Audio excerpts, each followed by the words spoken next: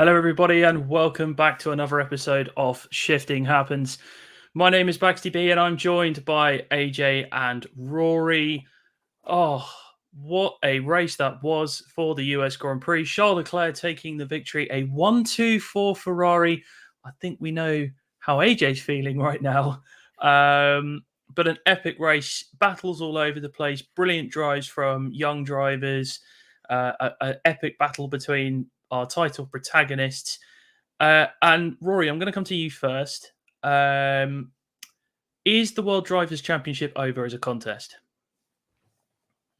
I think it's mathematically it's still in play at the moment, but it's not in Lando's favor. Unless I think Max will still win it. I just think it all plays down to if Max doesn't get a DNF in the last 5 races and a sprint, or if Max wins a race in the last 5 and a sprint. I think it'll either go either way, but I do think Max still wins it. Thanks, Rory. AJ, what about you? Is the championship done for you in terms of the drivers? Is it now very much certain that Max Verstappen will be world champion again this year? I mean, pretty much like what I said last week or whenever we were having a chat. I think Max will win it. He will just edge it. But is it done and dusted? I don't think it is because at the end of the day, it's not over until it's over. It's not happened in F1 before, but we have seen large deficits just been blown out of the water. And I don't know. We'll see how it goes. For me, I will say it's over when we hit Brazil. Yeah, I mean, for me, I think it was done yesterday. To be perfectly honest with you, I think that Max certainly showed that Red Bull has rediscovered its mojo. He himself has rediscovered his mojo.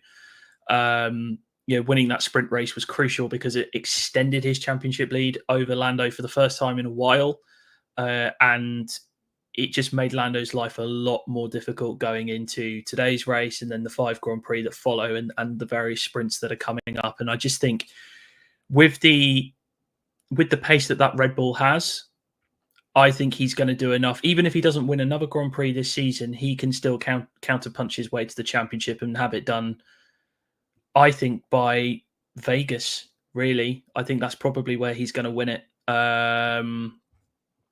It's unfortunate for Lando, but McLaren have definitely made a lot of mistakes. He himself has made a lot of mistakes. We'll get into those mistakes in a moment. But in terms of the World Constructors' Championship, that definitely ain't over. I'm just going to call up the standings. So McLaren currently lead the championship by 40 points from Red Bull, and then only 8 points behind Red Bull, you have Ferrari. So we've got a real three-way fight for the championship here in the Constructors. I make McLaren still the favourites because I think that Norris and Piastri pairing is just too strong. And I don't see it being overhauled unless there's a cataclysmic run of errors from them. And also Red Bull are being hampered by Perez. Ferrari could get back into it, but 40 points is a lot. I think they're going to need a double DNF. There you go. There are the standings there on screen. By the way, shout outs to our producer, Fly. He's working away in the background, so that he's the one that's bringing that to you. But yeah, there are the standings. AJ, I'll come to you. Do you think Ferrari can win the constructors, or is this still a 2-horse fight between McLaren and Red Bull realistically? If you're actually asking me being realistic about this, and I'm being super objective over here, Ferrari have got 2 drivers who can consistently get you podiums. Red Bull have 1 in Max Verstappen. And if the gap between Ferrari and Red Bull is only 8 points as we see it the way it is right now, I think Ferrari have a better shot at it than Red Bull do to go up against the McLarens. And this is without the upgrades that are coming up yet. And I think, speaking of upgrades, this is probably one of the smarter decisions that they did, because bringing upgrades to a sprint weekend where you only have 1 free practice session, probably not the best idea.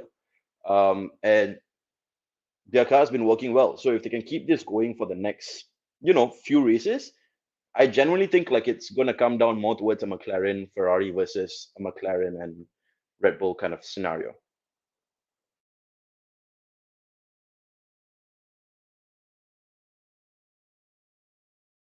You're on mute, Baxley.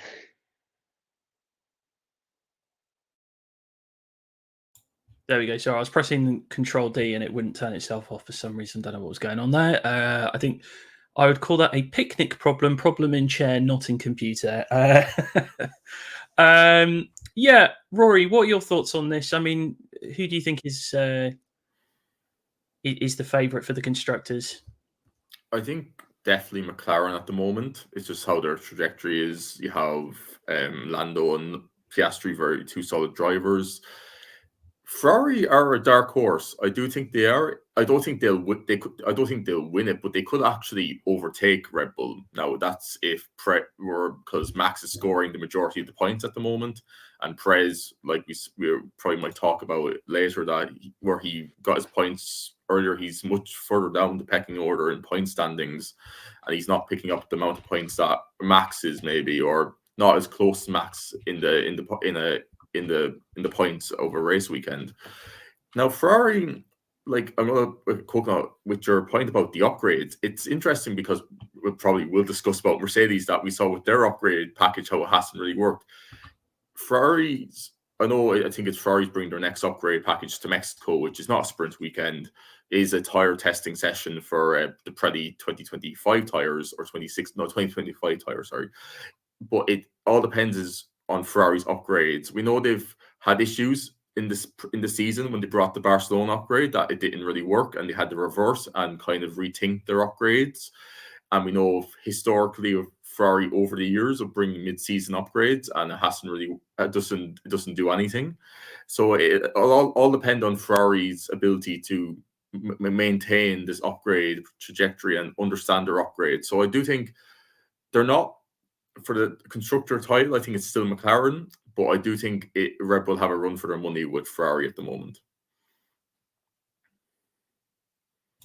Yeah, I agree. It is going to be a very tight battle. I just think 40 points with the consistency that that McLaren have got, I think, is too much for Ferrari. Can Red Bull get back into it? I think Perez is going to have to up his game massively.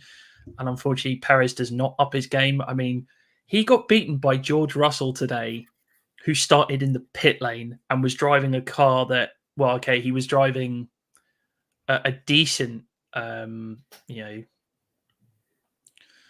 decent version of the Mercedes, because he was driving the previous spec. But I mean, come on, that's awful from Perez on a freshly upgraded Red Bull to get beaten by George Russell is not good enough. And I fully expect him. I've said this on Spaces before. I fully expect him to carry the can for the. I still feel an inevitable World Constructors' Championship defeat, and if they finish third, he's gone. He is gone 100%. I mean, going back to the drivers quickly, we have had a comment from Clinton DeVoe. He said, "Shout out for Max Verstappen for a Champions drive today." We'll get to that because it was a Champions drive to a point. To a point. But yeah, I mean, that's the next thing to talk about, is the Lando Norris penalty that he was given. It was the talking point of the race. In the second stint of the race on the hard tyres, that McLaren came alive. We had a brilliant battle between Max and Lando. I can't quite remember what lap it was, but they didn't quite have a coming together, but they both went off the track. Lando made the pass, and the stewards then decided to rule in Max's favour, basically saying you were passed off track, so Lando gets a 5-second penalty. Now, we've already spoken about this in our private chat. I'll give my views first. I thought this was complete garbage from the stewards. Like, simply put, this is Brazil 2021 all over again. Max has forced his opponent wide. Now, the only difference between it is, of course, Lewis did not pass Max off the track, which is why there was no investigation necessary by the stewards' standards in that instance. But Max forces Lando wide. Lando had the better exit. He had the better pace, had it all through that last stint, and he made the pass. Now, the question then becomes: should McLaren have told him to give the place back or not, or should they have, should they have just gone right 5 seconds? They thought that he shouldn't have had a penalty because they felt he was ahead at the apex. Some analysis from Anthony Davidson shows you that he wasn't. But I feel that the position at the apex is moot simply because Max has forced him wide. So this is, to quote our good friend Cameron, this is techie. This is very techie. Rory, I'll let you have first crack at this. Lando penalty, yay or nay? I think it's unfortunately how the steward decisions are at the moment. It's the inconsistency of both of stewards. We saw during the race, we saw many penalties where drivers were forced off the track. So I think it was the Russell incident that he was actually on the 2 wheels on the line, and he still got a penalty for forcing a car off the track, and some didn't. Now I'm on the kind of stance with Crew and Chanduk that it's McLaren took the risk in not telling Lando. I think Lando did actually say on the radio to his team that, am I okay? Should I do any leave the position, give the position back? And McLaren said yes, because you were ahead at the apex. And I do think McLaren did take the risk, and the risk didn't end up in their favor. That Lando he overtook on the track. I do agree that Max, yes, he did force him off the track, but Lando did put his foot on the pedal and overtook Max, at the same time. And yeah, I think you can understand Lando's and McLaren's grievances, but I think they took the risk, and unfortunately the stewards said if you gain an advantage, there's a saying, sorry, but there is, if you have an advantage, you have taken the advantage, basically. Like he was forced off, and he still was off the track, and he gained an advantage. I know Max conceded, but still, yeah, I think Lando, it was a risk taken by McLaren's pit wall, and Lando, it didn't end up the way they thought it was going to end up. AJ, your view, Lando penalty, yay or nay? And if anyone's watching, please put in the comments whether you felt it should have been a Lando penalty or not. So this is a tough one, right? Because if we go just by watching it, it is pretty evident that Max forces him off. We've seen moves like this before. We saw it happen in other incidents in the race. We've seen it happen. We've seen Max pull things like this multiple times through the years. It's nothing new. The reason why I'm going to go a bit against the grain here and say yay is because if you look at the rule book, unfortunately, it's who's ahead at the apex. And Max was ahead at the apex. And being that, for once, I'm actually siding with him in a situation like that, the fact that he's ahead at the apex by the rule book guideline, it is supposed to be a penalty. Now, again, this is going back to what Rory was saying, the lack of consistency. I think that plays a huge part in the issues that we are complaining about with F1 at the moment, and with the penalties that are being given out. There is a massive lack in consistency of what's given and what's not given, and that is where a lot of the frustration sort of like tends to come from. So if you're going to stick through with the rule book guidelines throughout the entire time, stick by it. If you're going to ignore context for one case, ignore context for all cases. If it's going to be we'll see how things go, then we'll see how things go for every situation, right? Then don't say if the rules are broken, then we are going to give you a penalty, when some cases you take context, some cases you don't. That's my stance. So the penalty on rulebook wise, yes. This is where it gets tricky, because I mean, we did see other instances, where we saw drivers getting penalised. There was a lot of inconsistency. I mean, the George Russell one is the one that's been highlighted massively. I don't think he personally forced Valtteri off. There's a line of thinking that he did. I disagree with that. I think it was just a good overtake, and I think Valtteri kind of realised he had space to go to the outside to avoid a collision. I think that's possibly what the stewards were thinking, but George was still on track. I don't agree with that decision at all. And very interesting comments from Toto Wolff after the race. So on the radio, he said that classic inconsistency, because George was asking about whether Max should have got a penalty for forcing Lando off at turn 1, lap 1, which he did, very much did. And then also he said, oh, well, Lando also got a penalty at the end for overtaking off the track. In an interview with Ted Kravitz that's only gone out in the last sort of 10 minutes or so, he was basically saying without saying that the stewards, that there's a correlation between certain stewards being on and inconsistent stewarding. I will leave you, the viewers, to make your mind up on who he was taking a shot at. I believe Stefan, I think there's a comment talking about that.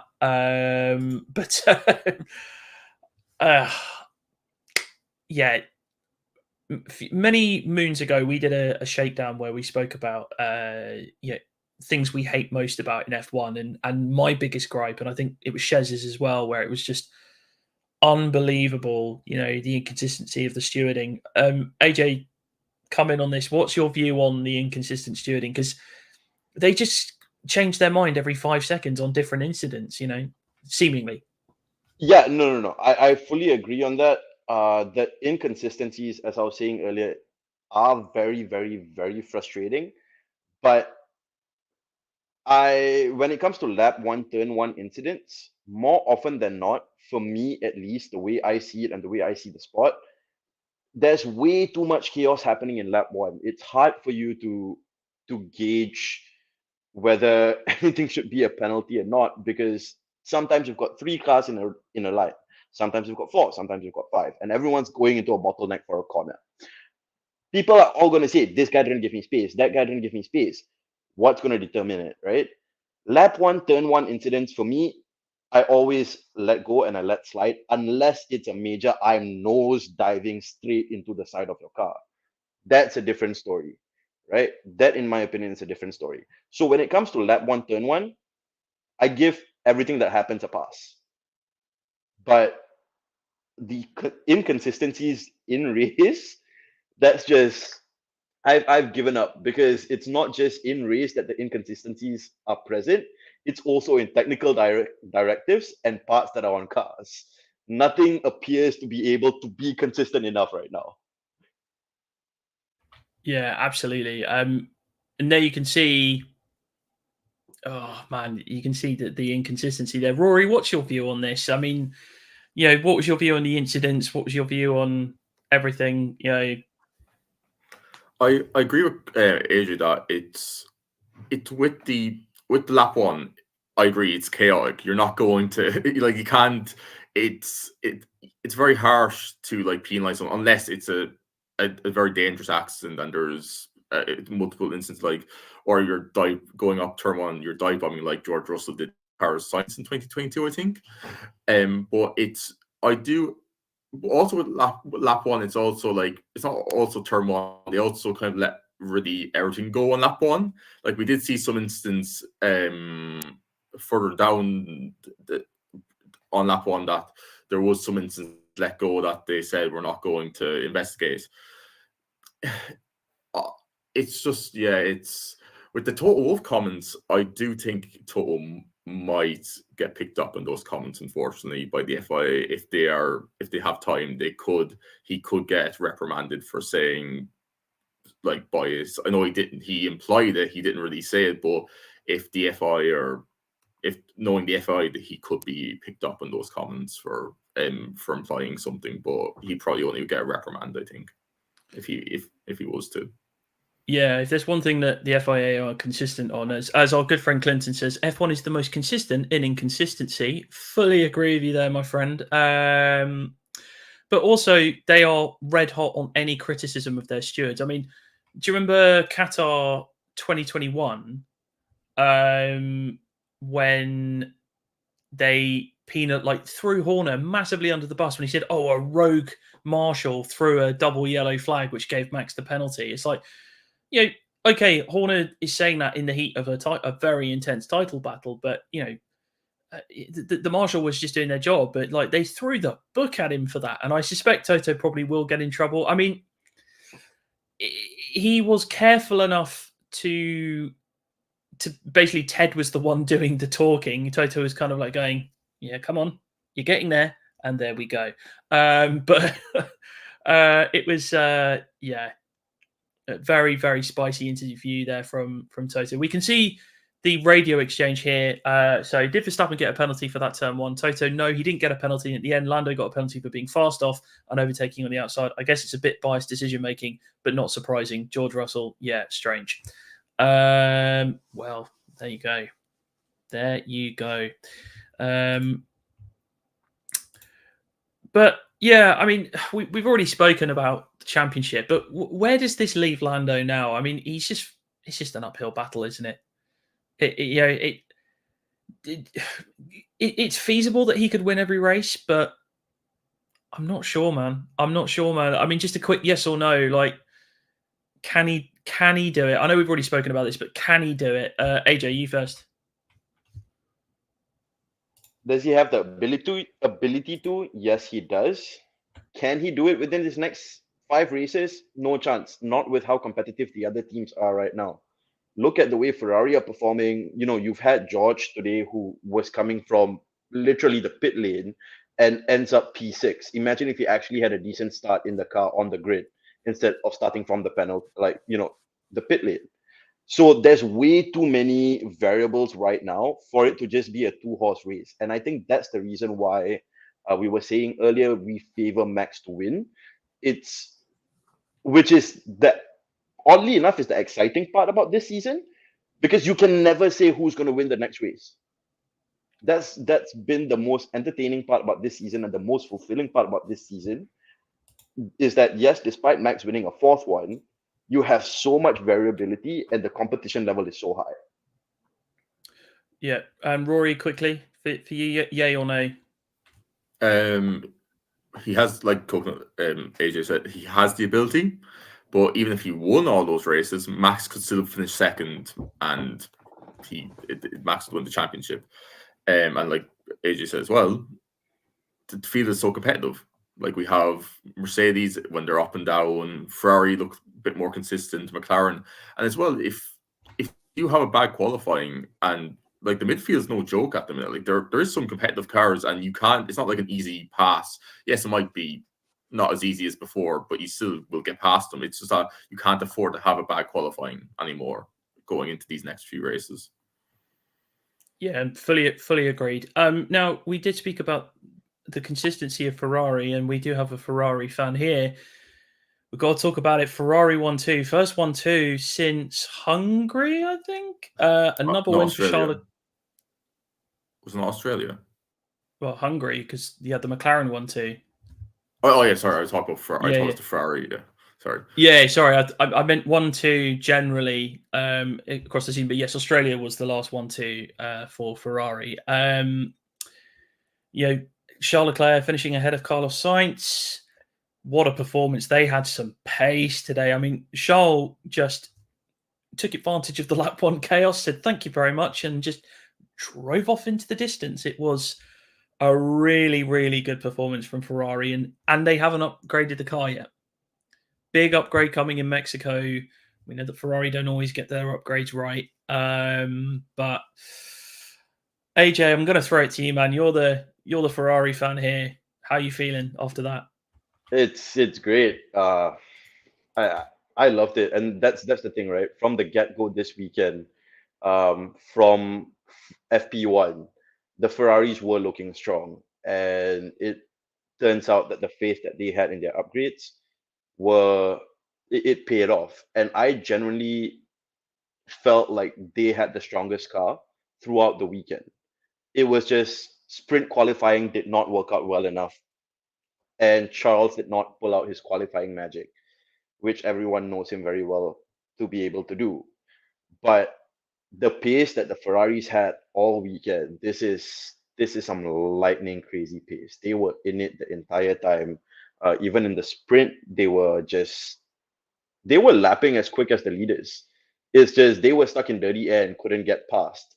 But today's race was beyond phenomenal. That first lap overtake, what more do you want out of a clinical racing driver, pair of racing drivers?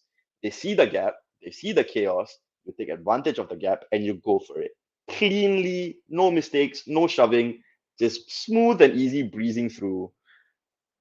I couldn't have asked for a better race weekend. Honestly speaking, could not have asked for a better race weekend. Could have taken a double podium yesterday, but it is what it is. You can't win everything. But yeah, no, Ferrari is sitting in a brilliant direction. And with regards to the upgrades, um, yes, there have been some misses with the upgrades in the past, but I'm hoping they carry on with this momentum and the trajectory that they've been going on. Because if they do, and if they keep up where they consistently get double podiums or consistently get both cars into the top four, I think we finally end the 17-year drought of silverware. And that's the wishful thinker in me, the wishful fan. And it's great. It's a good time being a Ferrari fan again.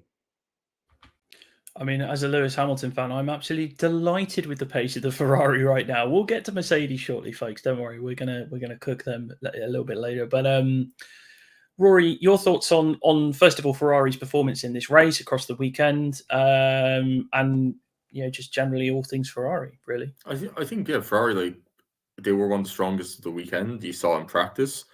Over the weekend, the sprint qualifying didn't go too well, and then the sprint they had the pace, which I think it could have been a double podium as well if Ferrari kind of were more authoritarian of their drivers, which I think.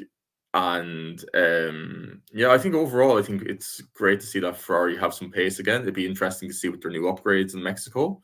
But going back to the sprint, I think Ferrari could have had a double podium in the sprint if they decided to implement team orders and say stop fighting, because they were constantly fighting with each other, and they kind of brought themselves in a kind of a mini pack between the two of Carlos and Charles, and it was kind of letting Max and Lando go in one distance and some the Mercedes catching up with them, but they were able to maximize and get the points they did. But it's like, where is the old Ferrari with team orders? We know the Ferraris of the team orders in the past. It's like they've changed their ways.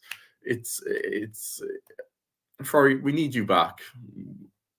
We need the old Ferrari back. Bring back Barrichello and Schumacher. Fair enough. Right, now guys, you may have noticed we have a new face joining us in today's vid. It is none other than Marshall, Double Wave Yellow. How are you doing, my friend? Thank you for joining us.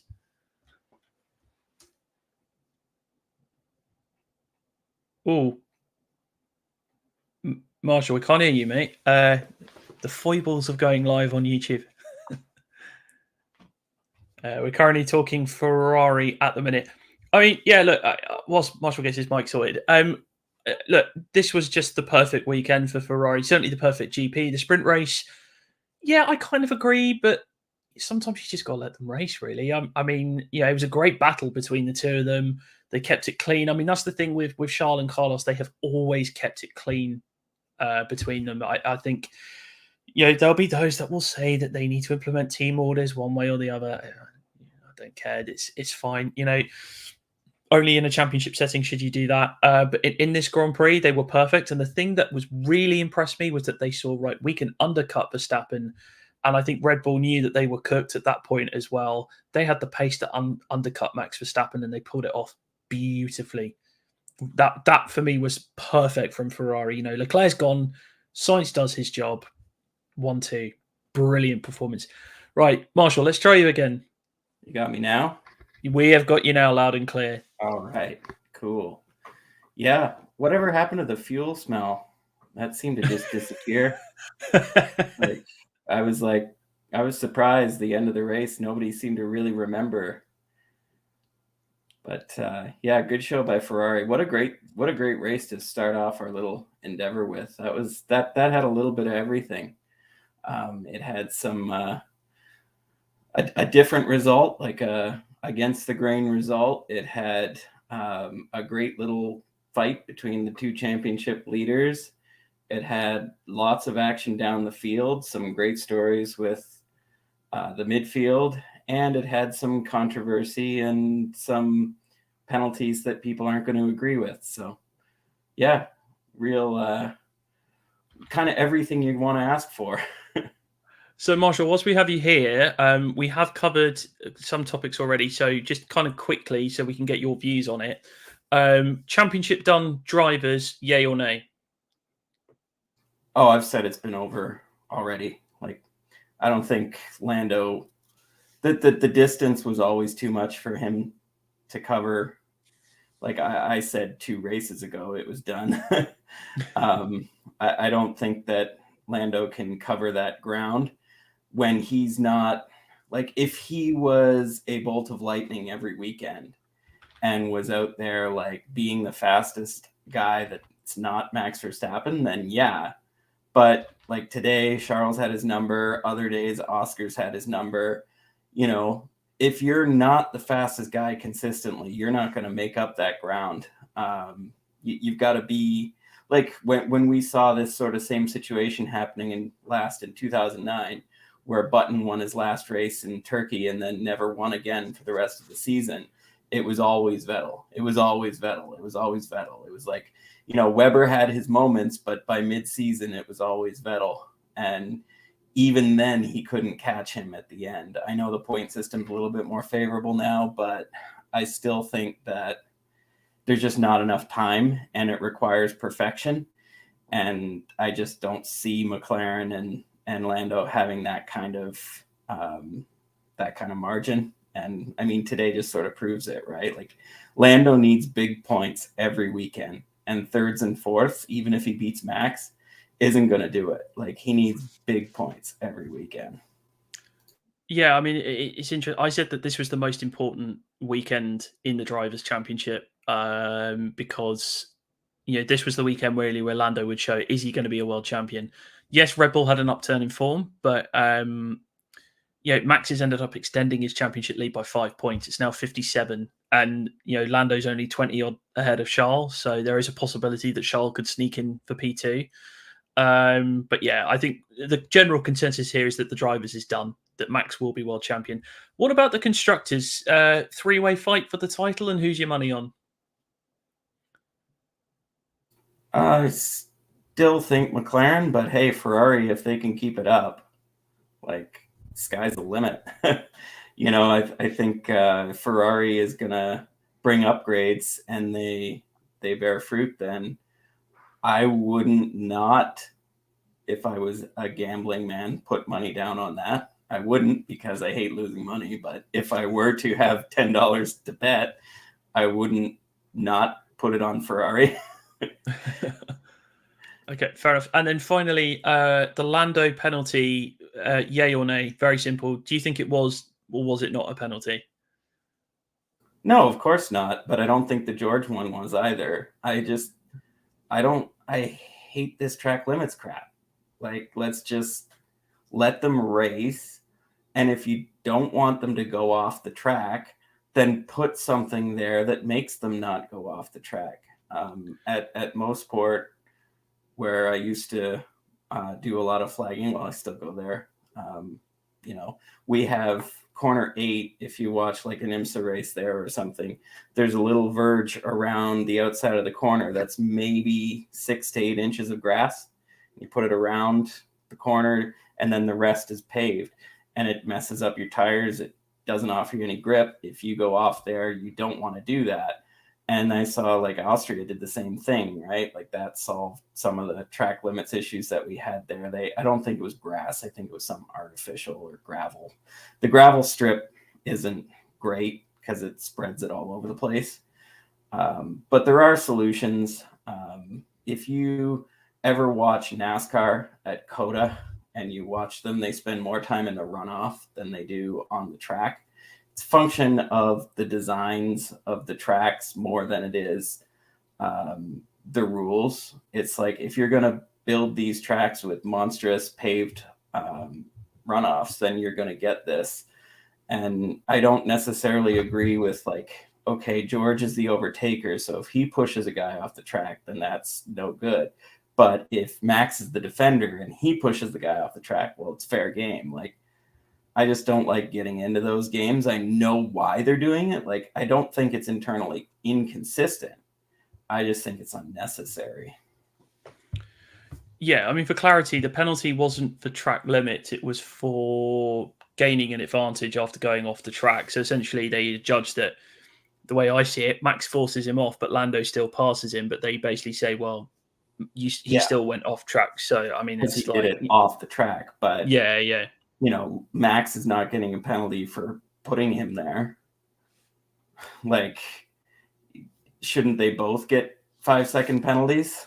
If you're not allowed to push someone off the track, they complete the move off the track, then shouldn't they just cancel each other out? Or both get penalised, which would probably it would keep them in the same position, given that Lando only lost one place. But yeah, it might explain why Toto Wolff was slightly incendiary with his comments after the race, where he called out the inconsistency of the stewarding. I know your hot take in the first episode was, you can't do a better job. But I mean, the stewarding in this race was particularly inconsistent with some of the decisions that they made. I don't think it's particularly inconsistent. I think it's just they're very loath to hand out penalty. Like they tend to put the onus on the person who's doing the overtaking rather than the person who's being overtaken, which I don't necessarily think is the best way to approach it.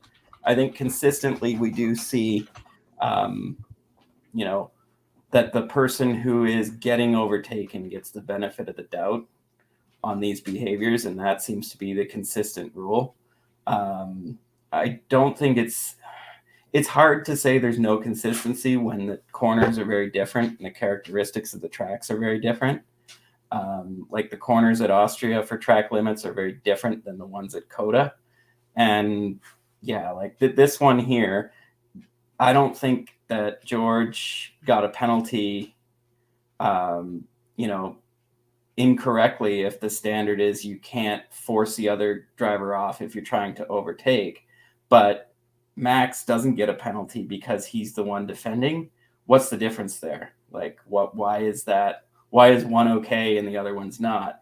And it's always been that there's this inherent bias towards the person who is doing the overtaking having to be the one that does it perfect and clean, and that the defender always gets the benefit of the doubt. And I don't necessarily think that's the best way to work it, but I would rather both of these things we see on the screen not be any penalties. Like, it's fair game, right? If Max is going to put Lando there, and Max is off the track too, so if Max is going to put Lando there, if he gets overtaken, oh well, right?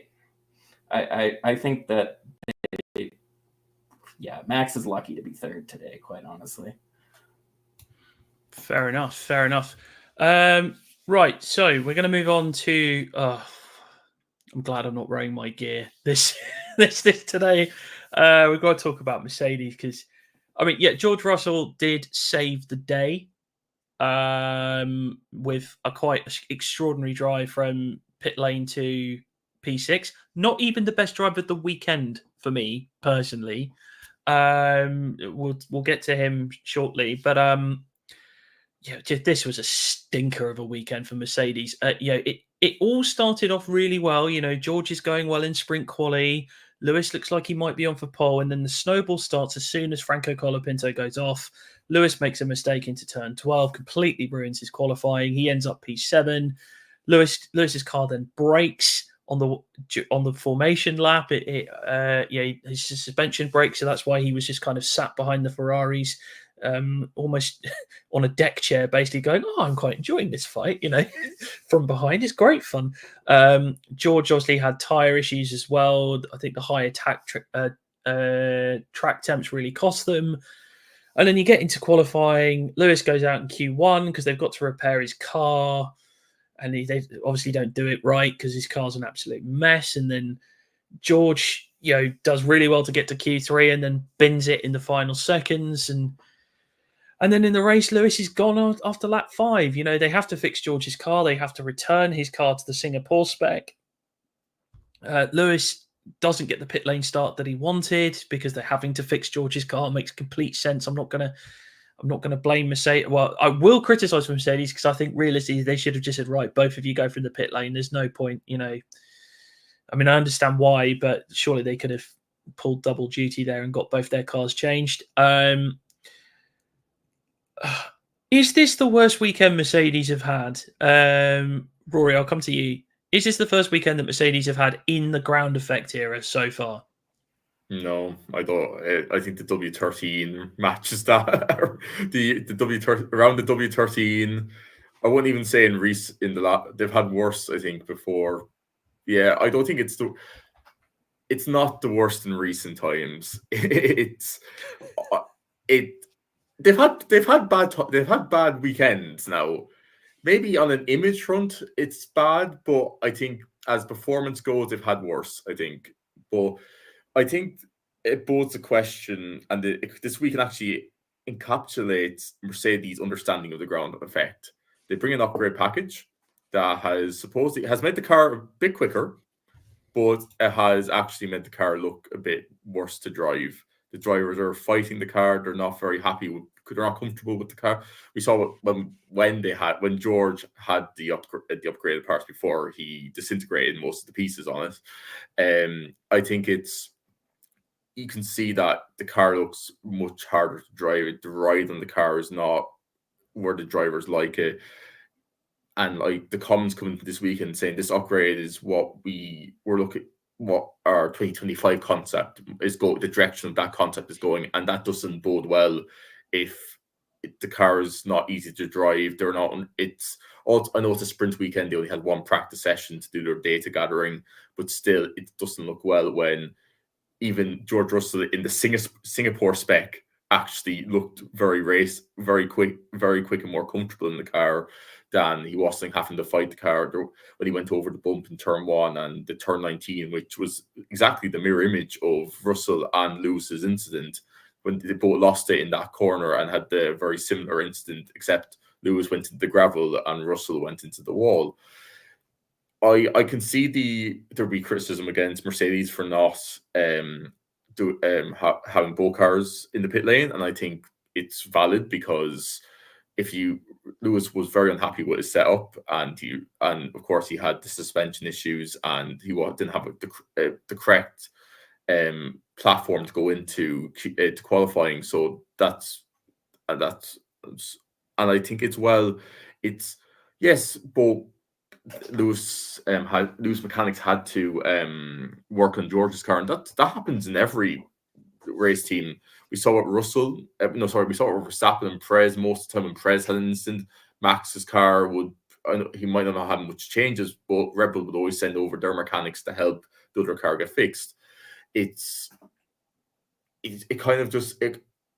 just unfortunate that Russell, if Russell didn't have that incident, I think Lewis would have started from the pit lane. That's hindsight, but I think he would have started from the pit lane because Russell his car would have been fine, and Lewis would be able to have the setup changes.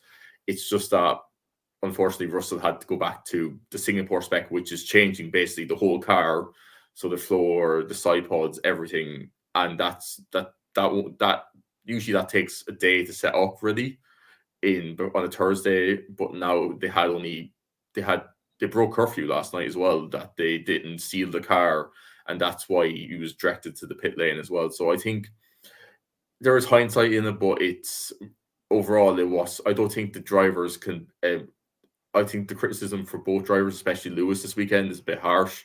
I think in the media, I think Mercedes should take most of the blame for their just overall kind of race management, and just maybe the upgrades and just have to have a rethink, I think. Yeah, I think the biggest issue is, and I think the reason why both those mistakes happened from George and Lewis, is that they were trying to drive around the problems that they were having, and obviously couldn't do that. Yeah, Marshall, I saw a very vociferous disagreement with my comment there. What do you make of Do you agree with my comment there? Worst weekend in ground effect, or No, that's Brazil 2023. that was bad? That's That was like, awful. because today was like, it wasn't pace related. It was setup related. It was, that car was it was doing some weird stuff under braking. Like George and Lewis's incidents both look very similar. George in the qualifying and Lewis in the race. Brazil was just like, what the heck happened? Like, where is their pace? They were in 10th and 11th, I think, off the start, and they just never really recovered. No, there's been a lot worse races where I remember like Lewis fighting Haas, I forget it, like early 22, maybe Australia, like fighting with a Haas for 10th place. Like, it may not be a great result, but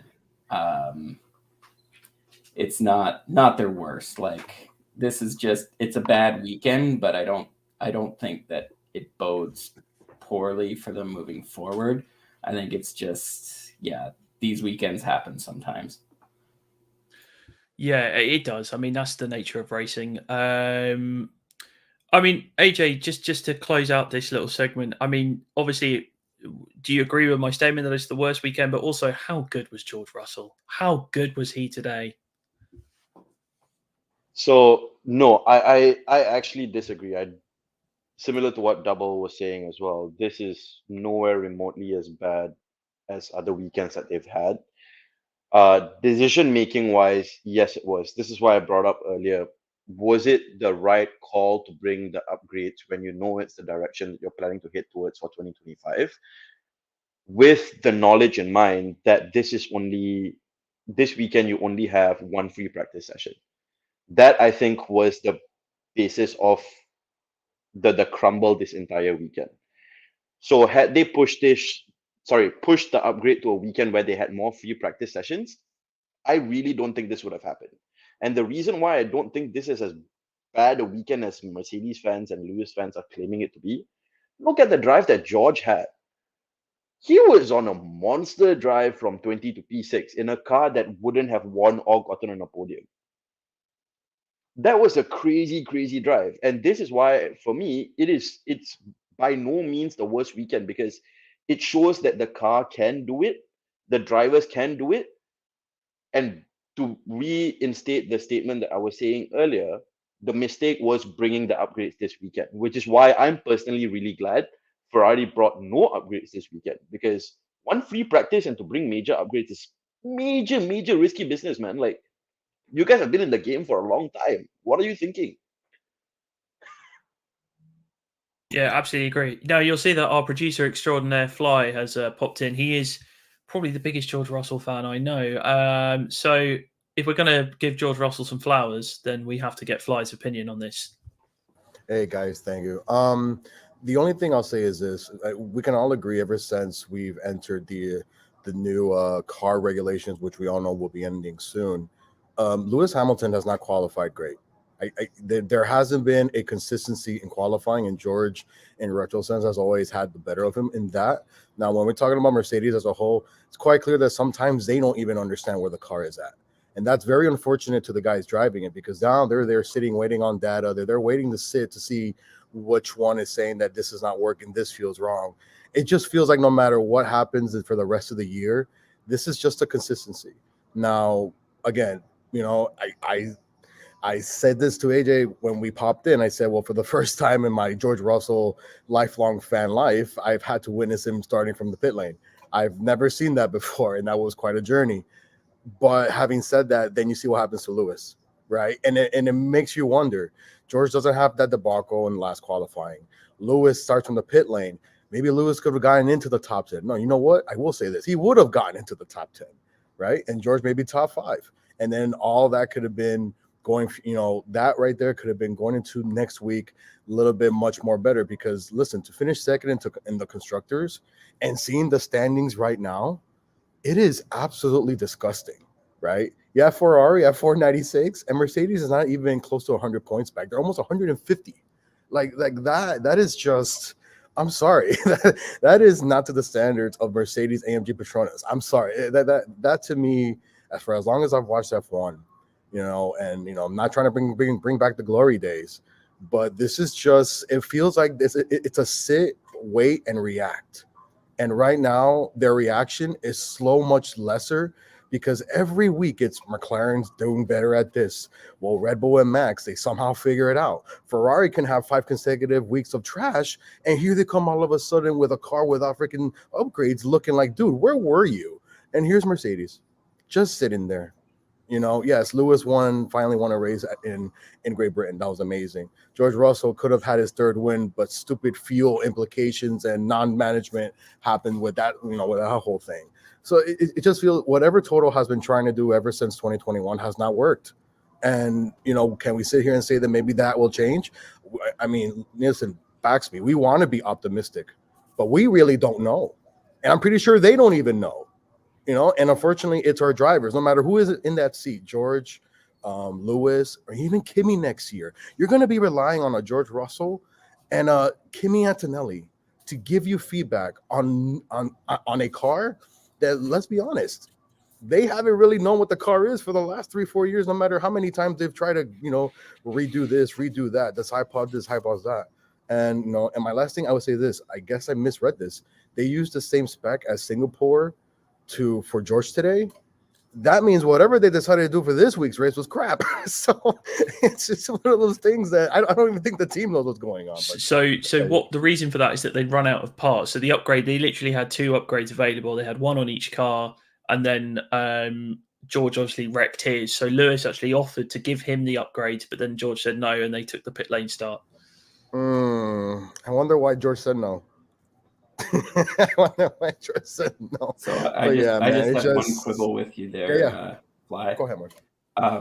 As a noted Alpine super fan, you must be used to pit lane starts by now. Wow. Yeah, damn. Listen. My newborn. Listen, I found out it was going to be a boy this past week. I'm super damn excited. I cannot wait to share this passion with him. But he will not be an Alpine like me, man. I'm sorry. He's going to be strictly Mercedes. That way, if things go wrong, he'd be like, you know what, Dad? It's okay. I remember the glory days of Lewis Hamilton and back, those types of ways, because I don't want to be Alpine. He'll be like, listen, son, it's okay. We have switched to Mercedes engines. It's all good. Yeah, Alpine won't be Alpine by the time that happens. Oh, thanks, Rory. Like if that's gonna help me.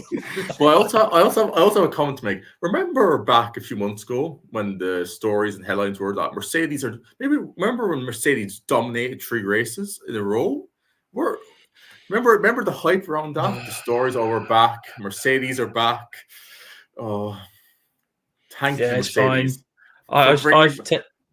Thank you, Mercedes. Thank you. Yeah, I've been holding that one. Actually, it's all coming down to you now. It's all coming. You know what, Rory? I do have the power, Rory, of taking you off the screen, but I'm not going to do that because I'm a nice guy. Okay, well, we've got a few minutes left, so we're going to move on to our last topic, and that is we're going to give some flowers to some drivers that absolutely deserve it today. Liam Lawson and Franco Colapinto, absolutely brilliant drives from both of them today, both scoring points. Liam doing the 1 stop with the 60-place grid penalty that he inherited from Daniel Ricciardo. He said, screw that. I'm going to show some serious pace. And he put Yuki Tsunoda on his arse. Rumours that Liam is being considered for the Red Bull seat next year. Perfect first round audition. And Colapinto just continues to take it to Alex Albon and show that if you put somebody decent next to him, he will have some competition, and serious questions being raised about Williams right now. Marshall, I'm going to come to you first. Out of those 2, who had the better drive? And also, do you think that this will help both of their chances on being on the grid next year? Because it's not officially confirmed that Lawson's there next year. Well, that's because he's going to be in the Red Bull, and they have to figure out what they're going to do with Checo. Like, the whole thing with, like I've said this right from the minute that I heard Danny was done, is it doesn't make sense to audition Lawson for an AlphaTauri seat. Sorry, I'll call them that because Alonso calls them that. Damn it. That they're auditioning him for a Red Bull seat because they already know what he can do. They saw it last year. They know he's perfectly capable of racing close to or better than Yuki in a certain circumstance. They, in his audition, they saw what he's capable of. This is an audition for Red Bull.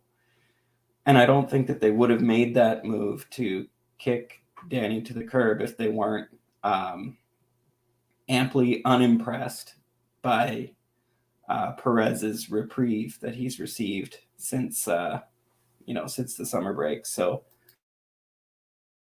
Colapinto, he's been a revelation.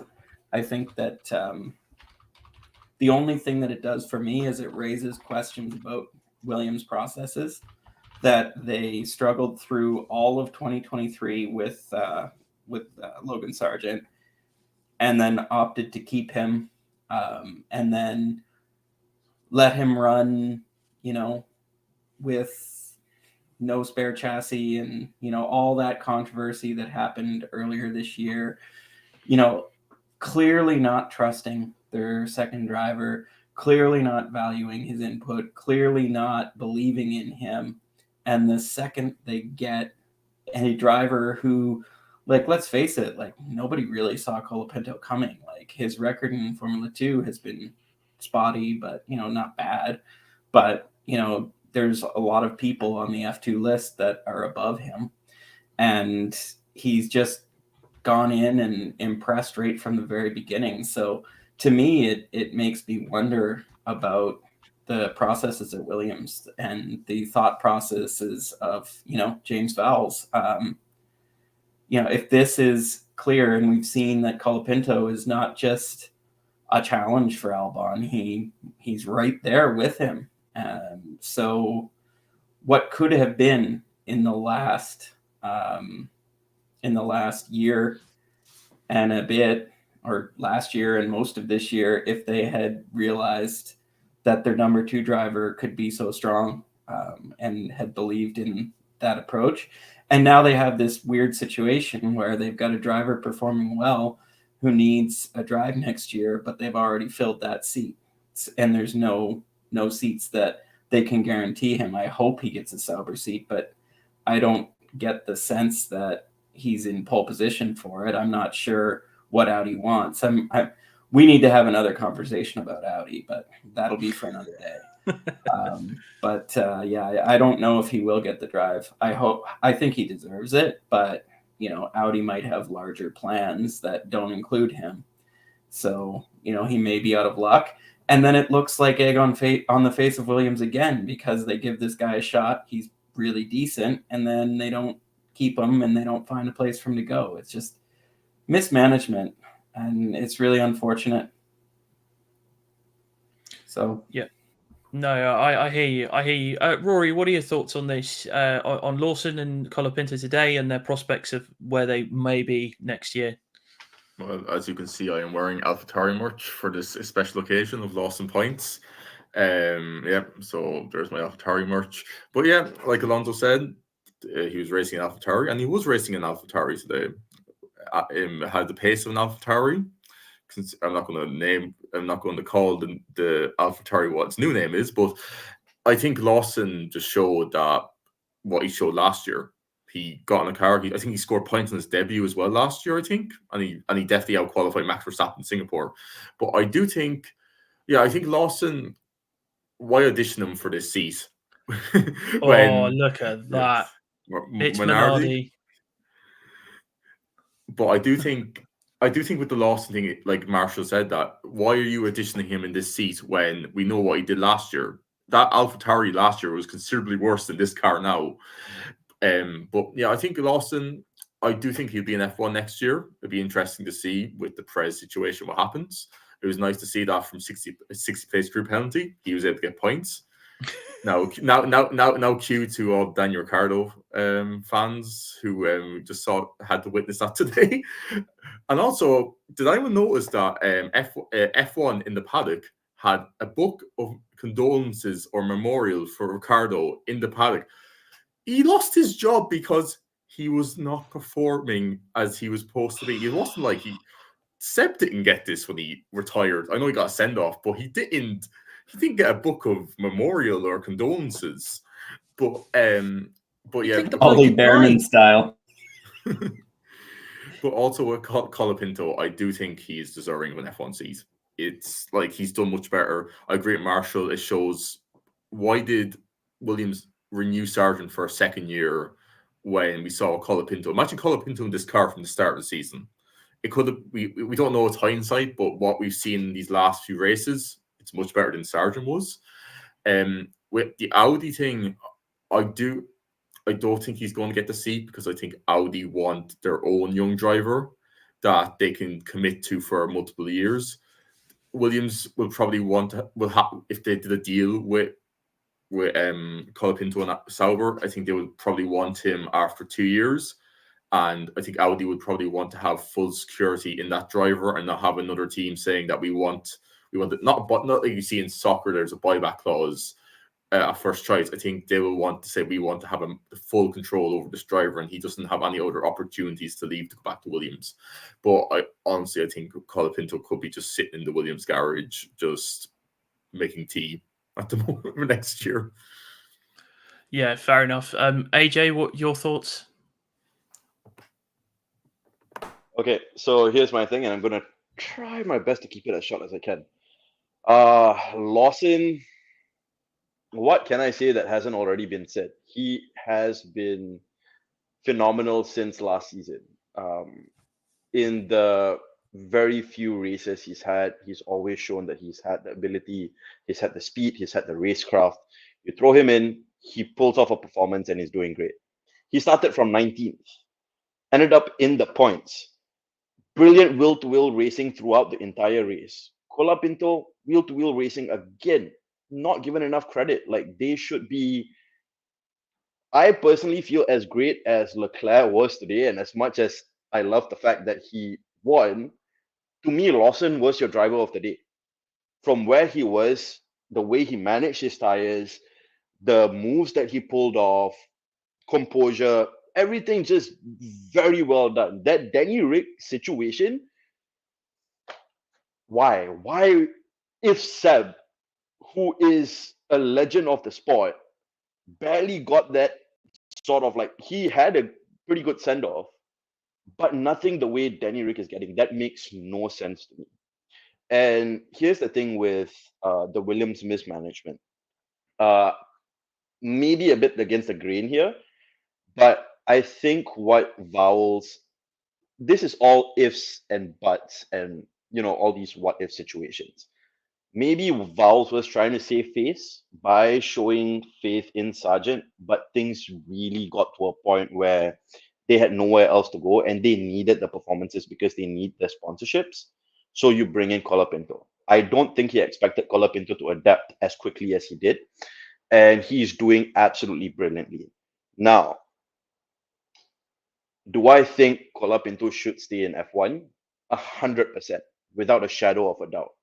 Definitely deserves a seat. Lawson, pretty much a given he will get a seat, right? I think we spoke about Colapinto potentially doing that Audi move, but Binotto and what the team has in mind, possibly unlikely to happen with Bortoleto right there.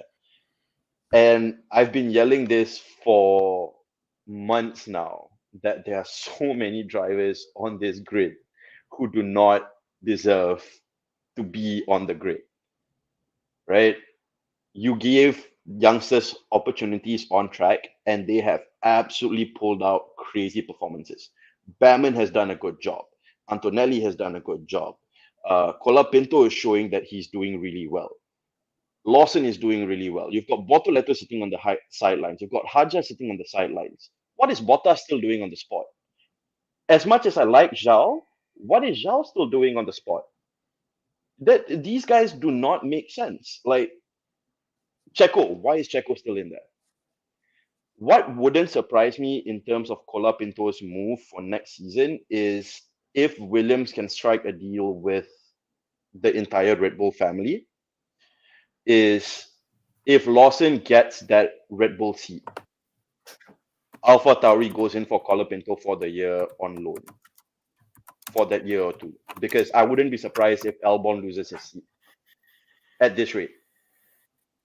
That's a lot of what ifs right now.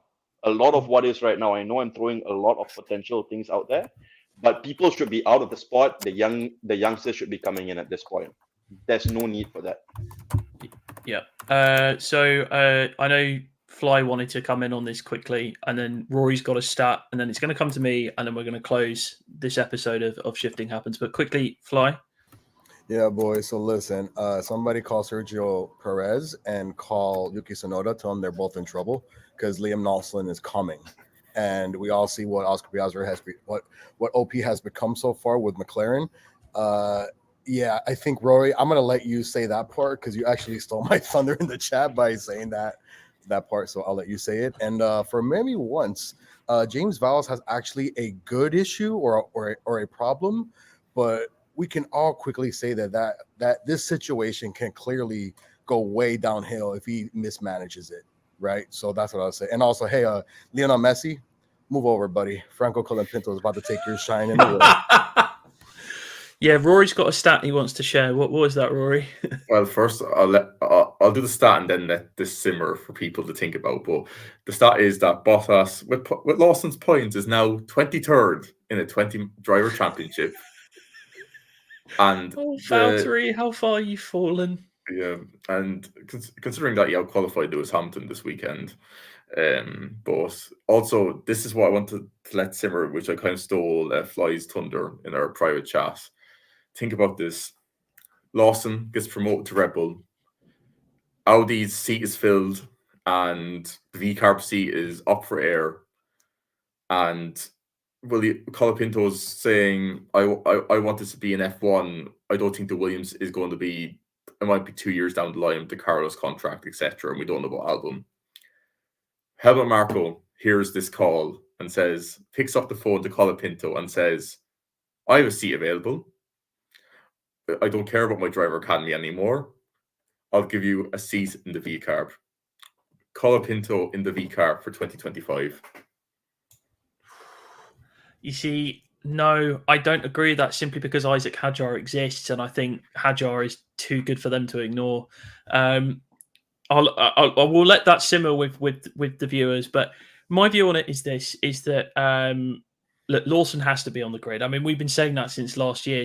You know, he has to be on the grid. It took them way too long to get him in my view, but he repaid the faith today. He has definitely got the VCARB seat for next year.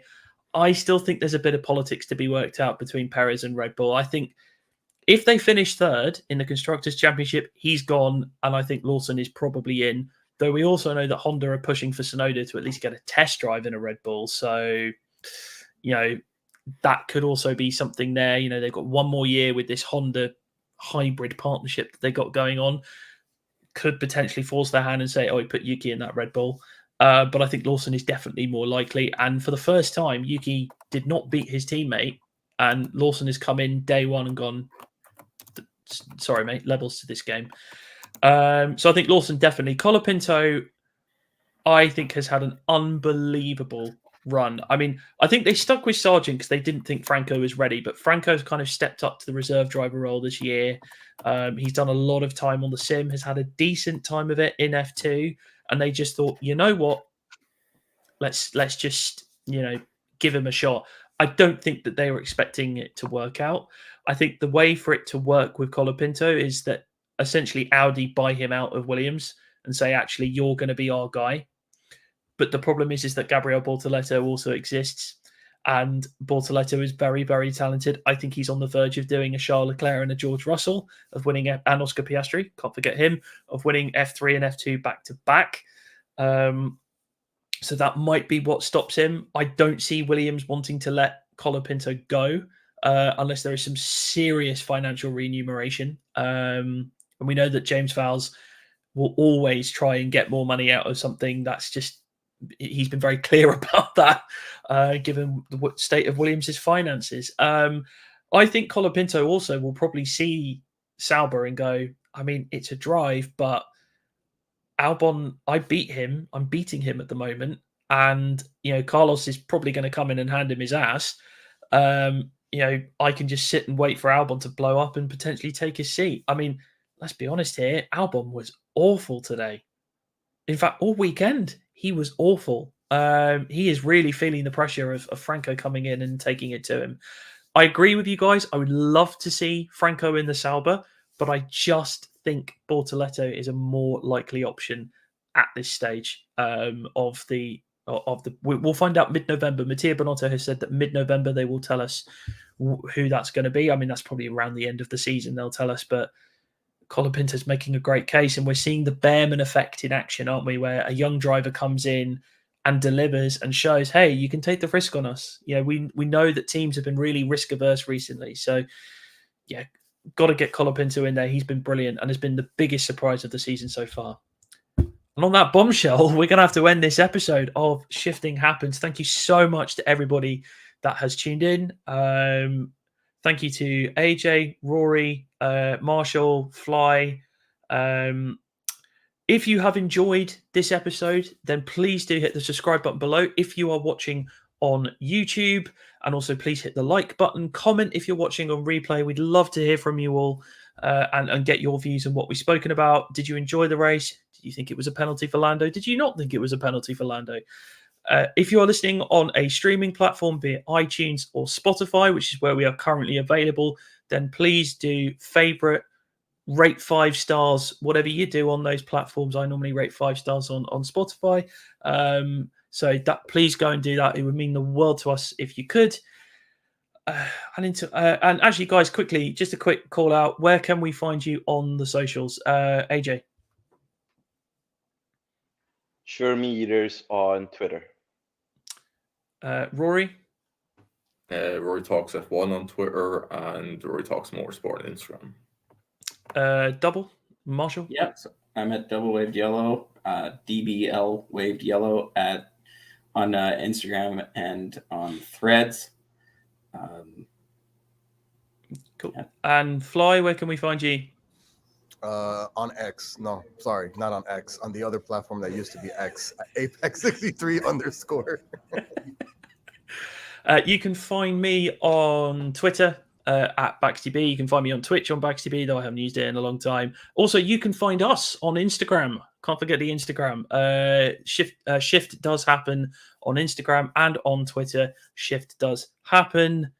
Guys, thank you so much. And until next time, stay safe, and we shall speak to you all very, very soon.